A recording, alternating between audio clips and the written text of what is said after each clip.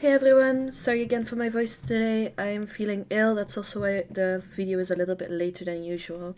We are, on the other hand, on the last part of the hunt. So the last three characters I do not own myself. They're called Seele, Dr. Ratio, and Boothill. I think Boothill recently got re-released as a pool that you can do next to Aglaya.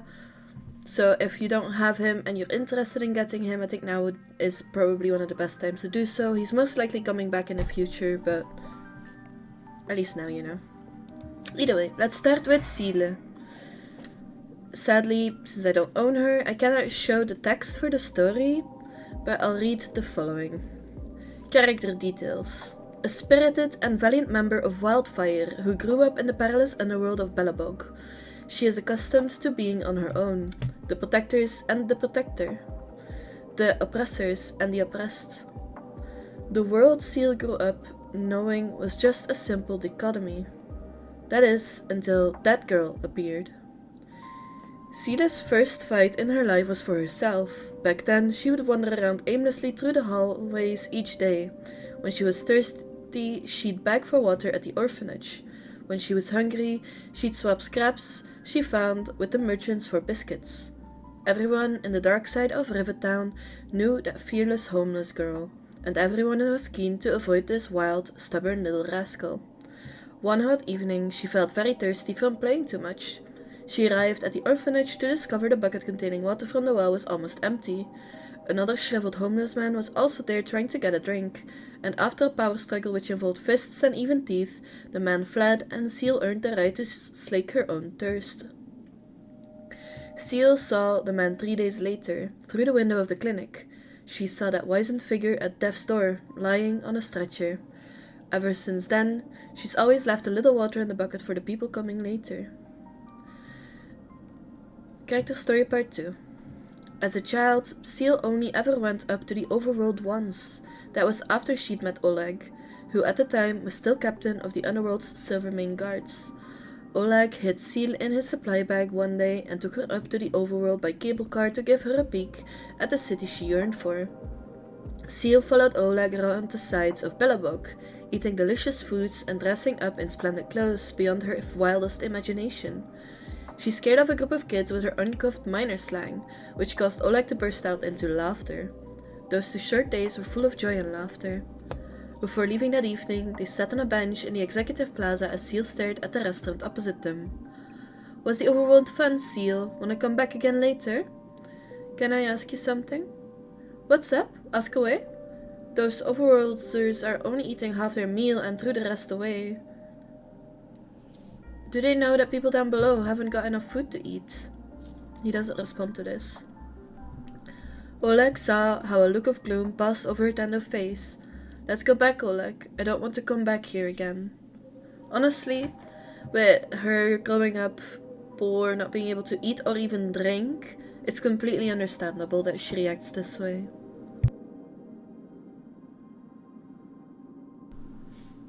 Character story part 3. Lying on the clinic's bed, Seele is finally able to calm herself down as she silently thought over her experiences since becoming a member of Wildfire. Injuries and blood are routine occurrences for her. Seele has a better than average tolerance for pain, which allows her to fully unleash herself in combat, ignoring any lingering bumps and bruises.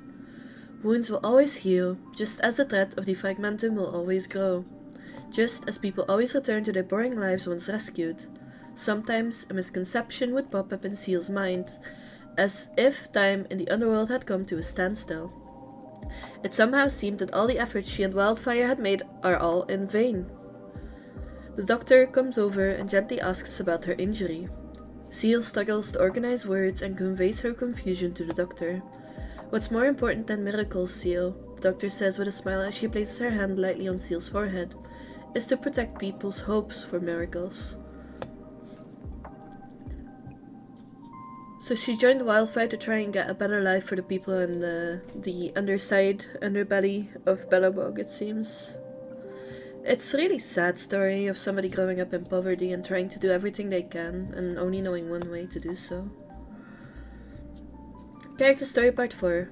The administrative plaza is a crowded place, and it's where almost half the residents of Belobog are now gathering. Suppressing her disdain for bustling crowds, Seele scans across the faces in the plaza with her careful gaze. Her hard work pays off, and she soon locks onto a target. A man wearing a grey hat, his hands in his pockets, is scuttling back and forth through the crowd while slyly looking from side to side with a sharp expression. After confirming that nobody is watching, at least so he thinks, the man reaches out to grab the satchel of the woman beside him. But before his fingers could reach the back zip, a slender but forceful hand quickly grabs his wrists, and he nearly cries out with pain, but Seele clasps her other hand over his mouth. Not a peep from you. The majestic cry of horns resound through the skies, and the bustling crowd falls silent immediately. A man in a comical outfit rushes to the podium and shouts in a piercing voice, "Ladies and gentlemen, for the ribbon-cutting part of the ceremony, please welcome to the stage the Supreme Guardian herself, Madame Bronya Rand." Deafening cheers erupt from the plaza. Seele quietly pulls the pickpocket out of the crowd during the ruckus and escorts him to the silver-maned guards on duty. She turns to look back at the distant stage and briefly locks eyes with the woman in the white dress. The Supreme Guardian flashes her an ever so briefly smile, and Seele nods slightly in response. And then they go their separate ways, one stepping into the light, the other into the shadows. One day, they will finally meet again. If you want to understand how they met, you should play the game. It's in the Belobog part of the story, which is the second part really. The first one is the spaceship. Then you have Belobog, then you have Janzolofu, and then now you have the Greek-inspired area that came out. She meets Bronya, who becomes the guardian after Bronya's mother dies, because she fused herself with this overpowered machine thing, thinking that she could save her people from the Eternal Frost that way, but she had to be put down by the main character. That is at least how I remember it. If I remember it wrong, please let me know in the comments. I would love to actually understand the story a lot better. It was a bit rocky for me to start playing the game, to start the story and stuff. I'm more of somebody who likes playing with friends, so Honkai Star Rail is actually really the first actual full single player game that I tried in the gacha genre.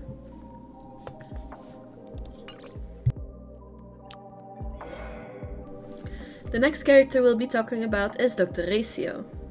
You meet him in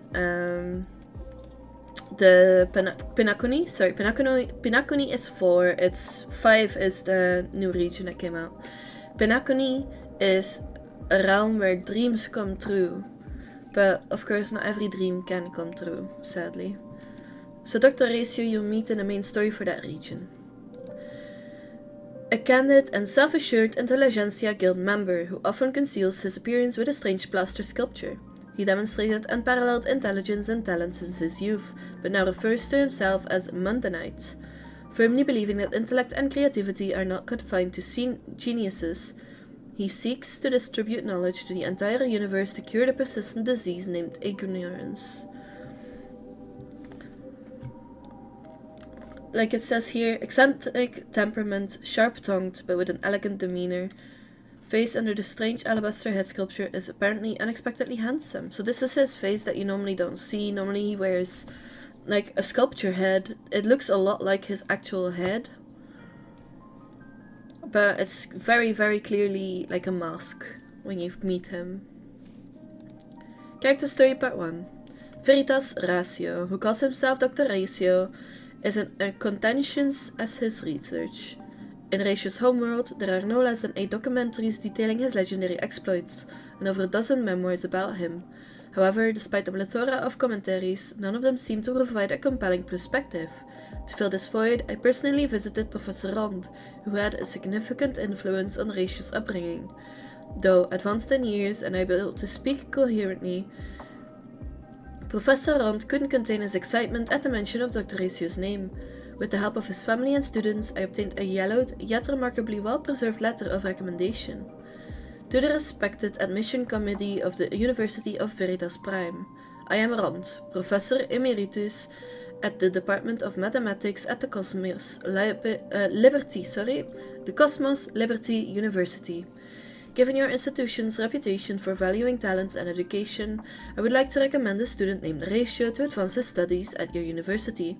Although Ratio is a secondary school student at the moment, his mastery of math, physics, and even philosophy has far exceeded the requirements for an undergraduate degree in many universities. While he was under my tutelage, Ratio managed to solve complicated mathematical equations at an unexpectedly staggering speed.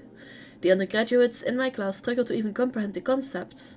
Out of curiosity, I shared a manuscript about an equation named Ron's conjecture in private. Although I'm the one who proposed the equation, I've been unable to prove it. After days of discussion, Ratio came up with a brilliant and stunning idea that managed to finally prove the equation in one strike. The paper will be published shortly, and you will see that I am speaking the truth. Ratio showed remarkable perception, curiosity, and creativity during the time we spent together. He wakes up early every morning to exercise before diving straight into the sea of knowledge afterward.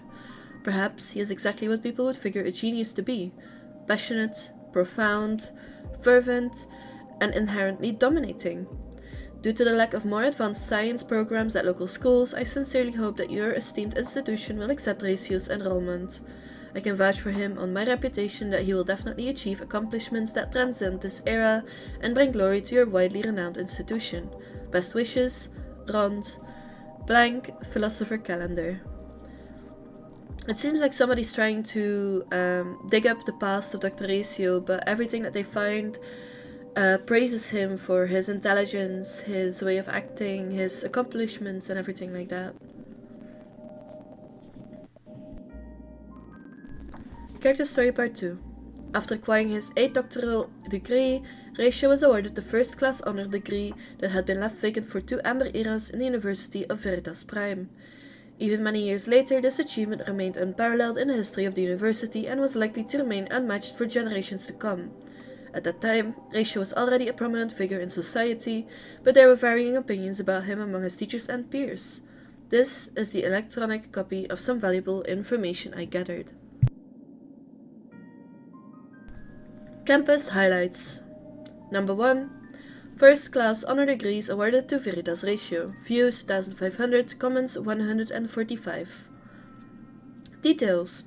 The first class honors degree of our university that has been vacant for 2 amber eras will soon be awarded to Veritas Ratio, in recognition of his outstanding achievements in the fields of biology, medicine, natural theology, philosophy, mathematics, physics, engineering, etc. Given his remarkable contribution to the subject of energy sources in the planet, Veritas Ratio will be granted direct eligibility for teaching. Professor Velta, Department of Mathematics. Congratulations to Ratio. He deserves all the glory for his diligence and intelligence. Do you still remember how to put on a headgear to keep away all external distractions and completely focus on thinking? Who else in the world could manage that? Although Ratio was my student for some time, I'm afraid actually I learned more from him than what I taught him. Ratio was a breath of fresh air at the University of Veritas Prime with his honesty and straightforwardness. We should all be grateful to him. 2 disagrees on that comment. 1,000+ agrees. Philosophy Delinquent responded with, shouldn't he be a member of the Genius Society already? Physics is Beautiful responded, rumor has it that some congressman's son attended a class where Ratio was the TA. The guy tossed some cash on Ratio trying to bribe him for a pass. Ratio came down hard on the guy and threw him out of the classroom. That's right, he literally threw him. What a god among men. This one has 112 disagrees. A lot of people did not agree with that. Bear Market Loser. I'm not making up these names. You can look them up on the site honkaistarrail.fandom.com. Dashes between Honkai and Starrail. Sorry, Honkai-star-rail, to be clear. Then, Cosmos Walker. Give me a like if you've ever cried because of his scolding. He's got 330 likes and 110 disagrees. Boredom killed the cat. Is it true that he showers with his headgear on? I think the headgear they refer to might be the mask? The plaster head? Follow My Lead says, he's not that great, is he? I can do the same if I just work harder. And this guy has 1,000 disagrees. And then it says underneath, like with most things, most websites that you might like. And then the things listed are the 8th doctoral degree in the ratio's belt, the ratio featured in college textbooks, and is Veritas ratio crazy? So, just typical, if you're interested in this, you might like kind of deal. Then the next part of the text says, according to statistics, Ratio has taught 52 courses during his tenure. The courses, known to be harsh and challenging, have a completion rate of no more than 3%. Almost all the students who made it to the end have become experts in certain fields. That's actually really cool. Character Story Part 3. It is widely speculated that Ratio aspires to join the Genius Society. Though he has never spoken about the subject, no matter how amazing Ratio's accomplishments are in the eyes of the ordinary folks, Nose has never batted an eye at him. This issue has become a much-discussed mystery in the academic community over time. I reached out to Margaret, a former assistant of Ratio, and gathered some valuable testimony from her. Mr. Ratio has never talked about the Genius Society with me, but there's something I remember well even till today. It happened when Mr. Ratio's academic assistant. I'm mainly responsible for managing his correspondences to and from all over the cosmos and handling his interactions with the outside world. One day, I received a letter from Interastral Peace Corporation. I think it was during the successful test firing of the anti-planetary weapon he had worked on for years. I could tell the solemnity of the invitation, so excitedly passed it on to Mr. Ratio, yet he said nothing. I could sense his heavy silence even through the headgear. He then politely asked me to leave. The moment I closed the door, I heard a grim sigh followed by a self-deprecating laughter. Perhaps he realized he would never be accepted into the Genius Society. The rest is history. In my view, Mr. Ratio is a genius in the truest sense of the word, as his inventions have propelled many worlds forward. Is a scholar who heals the universe destined to be worth less than a genius who is confined to their own ivory tower? Sorry, I'm getting a little worked up. Please remove that statement. From my observation, many of Dr. Ratio's supporters feel sorry for him like Margaret. In their opinion, the Society's failure to admit someone like Ratio is a manifestation of the eccentricity and narrow-mindedness of geniuses. It sounds a bit like maybe he's putting on a facade, but then again, everybody that studied under him and actually succeeded became a genius of their own right, so who knows? We don't know everything that's going on with the Genius Society right now.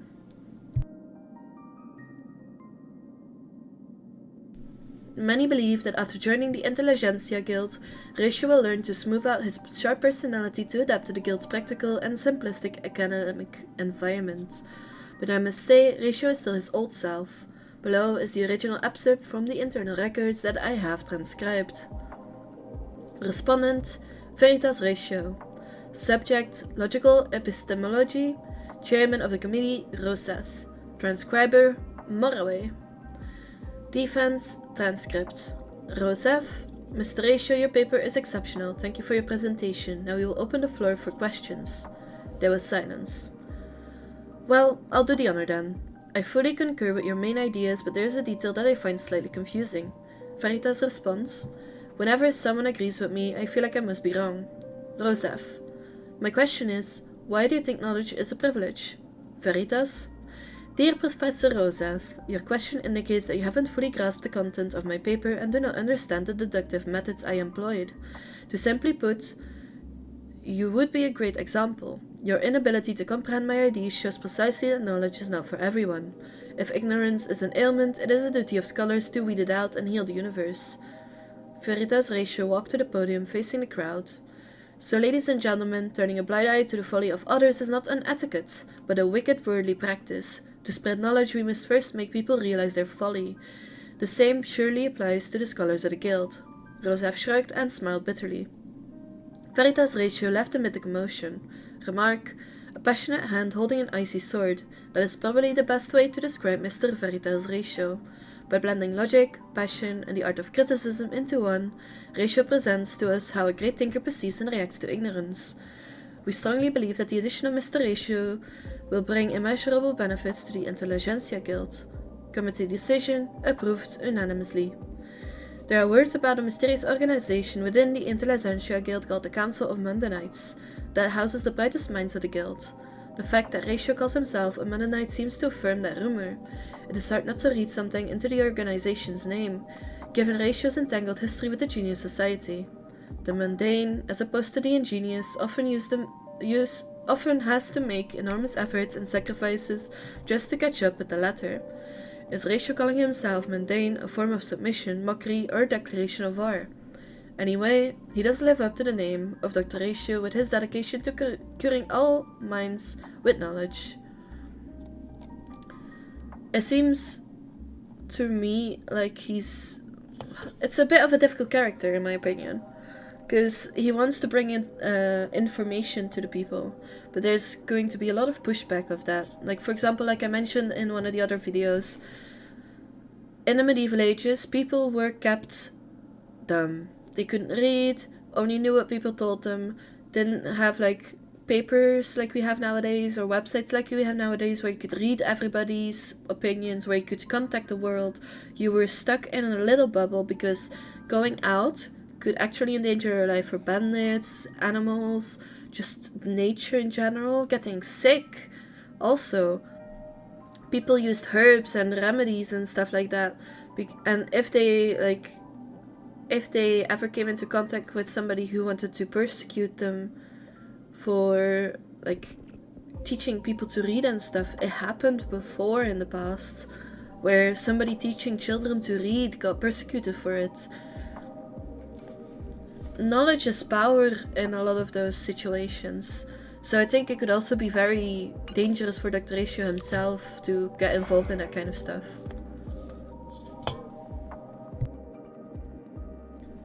The next character is Boothill.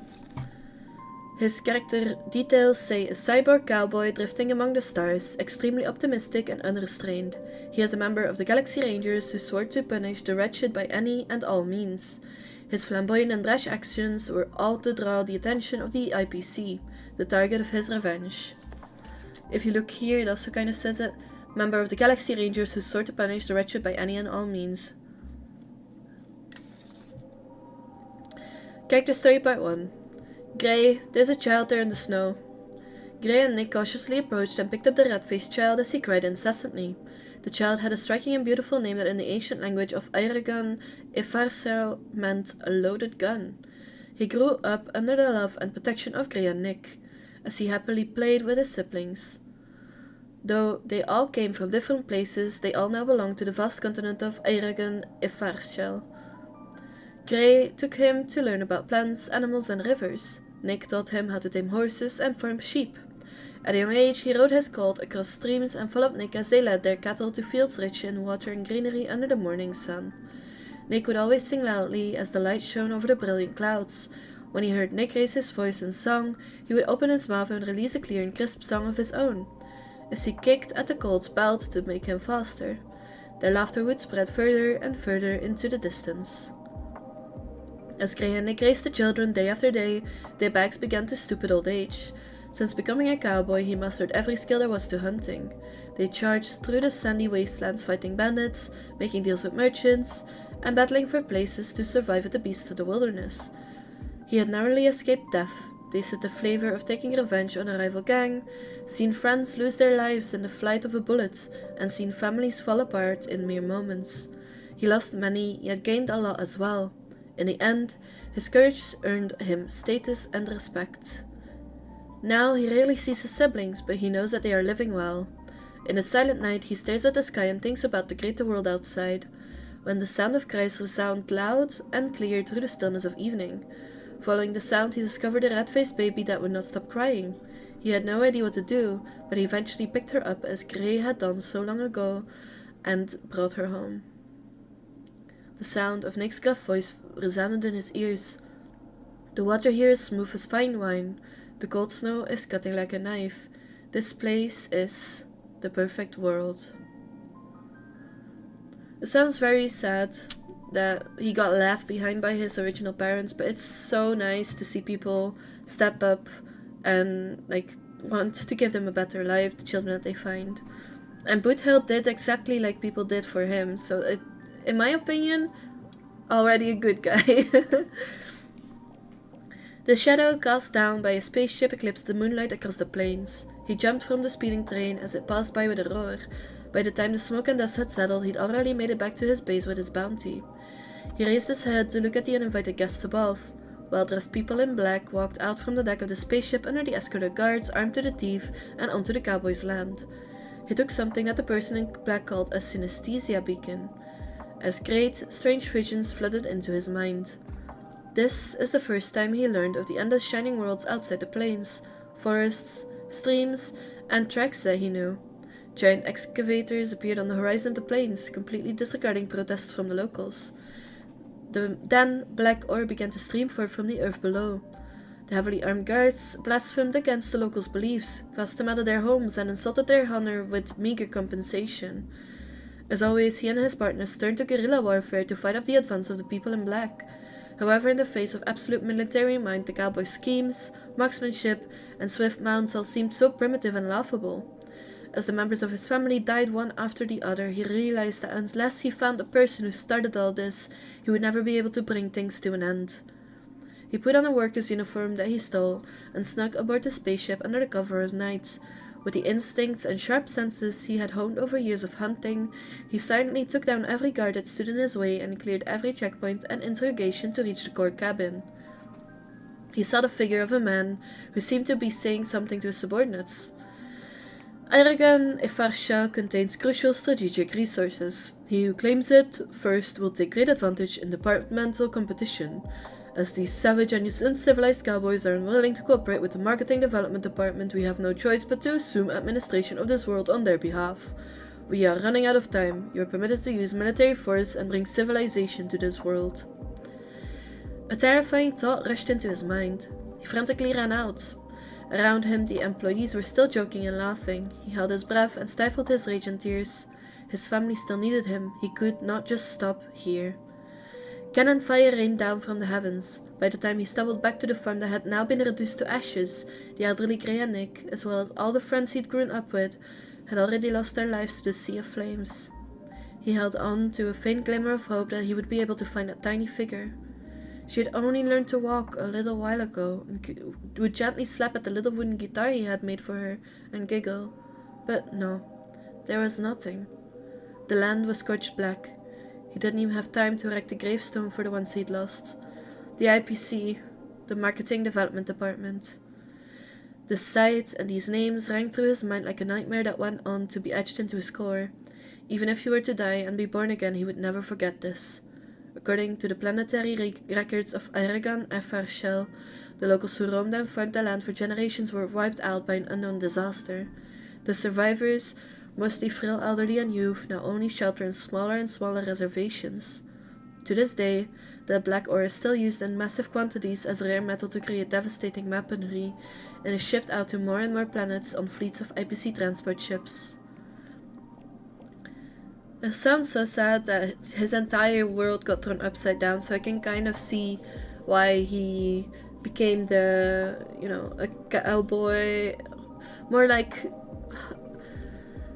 I think the IPC would see him more like an evil guy, while all he's trying to do is take revenge for what they have done to his family. Then again, the IPC is a massive corporation, so maybe they didn't know, since it's said that a calamity wiped out the people, a disaster, but it doesn't say anything about it being the IPC ships in general, so they most likely changed the whole thing and said, oh, we arrived here, everybody was dead, everything's destroyed, and the people that are still alive are too scared to say anything about it.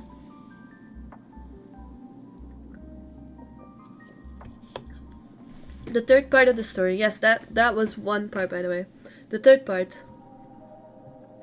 This road doesn't suit you. Get out, go find a job or get an education. The short doctor put down the half-eaten sandwich and wiped her hands on a white coat that was evidently a few sizes too big.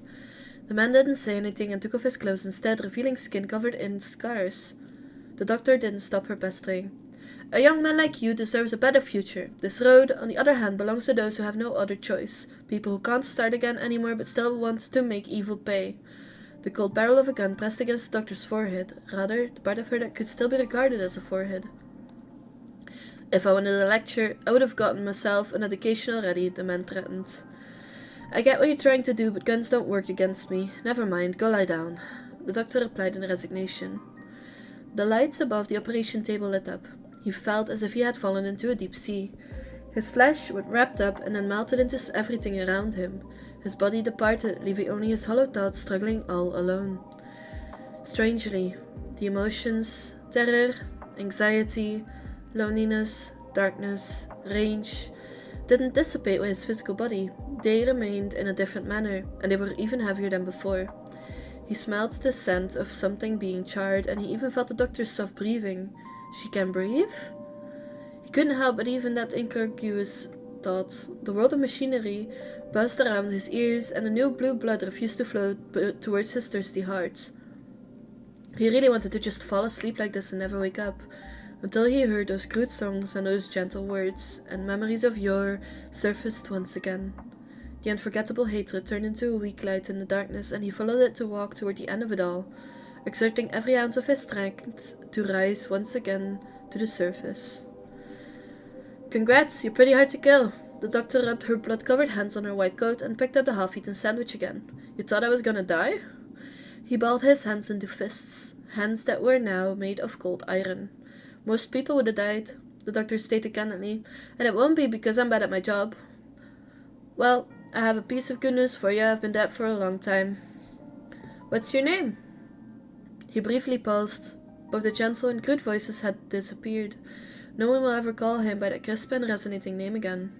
"Boothill. Where I come from, that's what we call gunslingers who end up biting the dust." He then smiled, revealing a mouth full of sharp teeth. "But this is just the start, Doc. Of all the prices I have to pay to get my revenge, this here's the lightest stall." Dragging his new body, he shambled out of the door. "Then happy hunting, Boothill the Galaxy Ranger," the short doctor yelled as his retreating back. Boothill couldn't help but look up at the night sky outside. Another star had been ignited in the array of stars above. This probably talks about how he got his body. Like, if you look at his character, it's all metal. I don't know if it's talking about only the body, or if his full, like, only the chest and legs and stuff, or if his head is also replaced. I'm actually not sure. It doesn't say anything about it. Strap in, because story part 4 is long. He returned to Aragon and Farcel multiple times to investigate the man who ordered the annihilation of his whole tribe, only to discover the man's identity had already been erased from historical records. He forced his way into a garden of recollection branch and tried to read memory bubbles related to Aragon and Farcel. The memory bubbles on display along the cabinets all fall towards the ground. These memo keepers have no time to stop him as they rushed forward and prioritized saving rare and precious memories. As he was kicked out of the Garden of Recollection, he finally saw that man amid the chaos in a memory bubble related to Aragon Esferal. Oswaldo Schneider, director of the Marketing Development Department in the IPC. "Did you hear that a mysterious cyborg has been attacking the IPC fleets in Pierce Point Interstellar Part?" Loads of business for the Marketing Development Department got ruined because of that. "Let's all get some popcorn ready. It's about time they pay their due for being so in your face all the time." "Popcorn? I'm going back to Pier Point tomorrow and I don't want to have a gun pointed to my head." Uniformed IPC workers cross the Fountain Plaza in 2 and 3s as they hold cups of coffee in hand. The cowboy lowered the brim of his hat under the shade of a tree. He read the wanted notice on the newspaper as he leisurely sipped a bottle of mulled fruit juice. Boothill, birthplace unknown, Galaxy Ranger. Responsible for the following crimes: 5 counts of assault against Pier Point, 3 counts of attacks against weapon warehouses belonging to the IPC's Marketing Development Department, multiple counts of attacks against IPC workers at rank P40 or above. Moreover, this person should also be responsible for the treasure theft at the Marie-Lewin system, riots in the Congaring system, the Great Explosion on the planet of Galileo, and many other incidents on planets under the IPC jurisdiction. Son of a bench. Y'all blowing smokes over here but about me dodging them bullets and cheating death like a little shirt for brain at this first rodeo. He tossed the paper aside and stared at the fleets entering and leaving his IPC branch office. Through the bounty on his head kept rising with every wanted notice, Oswaldo remained slippery as an eel, leaving no trail. Not only is the director untraceable through official announcements, but even the middle managers are unaware of the man's whereabouts. The low-tier and Teletron are shipping goods in an orderly fashion at the dock as plain-looking shipping vessels shuttle to and fro. When he had counted 359 shipping vessels, the workers at the dock started to take off their hats in salute as a magnificent spaceship slid out from the quay, surrounded by protective corvettes, to sail toward the planet of festivities. He shook his head as he looked at the pretentious luxury spaceship and kept waiting for something else. After a few minutes, a small grey bioship silently left port together with a commercial fleet. That was his real target. Ain't no place forever, ironclad partner. Sure, I can track you down, Oswaldo, but sniffing out them yellow-bellied IPC dogs who can't stand you ain't no tall order. Mulling over the varmints, I sent the Boothill for back in the wrong side. Reckon they might be yucking it up at me from hell about now. He tossed the empty bottle and showed his sharp teeth. Don't you worry, we'll be meeting up real soon. I'm not putting on an accent, by the way, for these parts. This is how it's written. Partner is written with a D. It's I can't track you down. Like yellow-bellied, it says as well. I'm not making this up. This is how it's written. So they're trying to convey his southern accent via their writing a bit. It seems like he is making good progress on finding the person who caused it all, and I hope that the person that destroyed a full civilization only to be able to make money eventually does end up paying. I know that's a weird thing to say, it's not a good thing either, like, it's just the IPC seems to be a party where if people do something, it can just be with enough money shoved under like mountains and mountains of misinformation, scrubbed from all of like the records and stuff like that. The planet of festivities is actually Penacony, the one where you go to, you know, live out your dreams.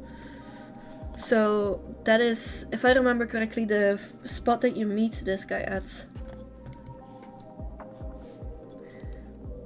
Either way, these were the last characters for the hunt.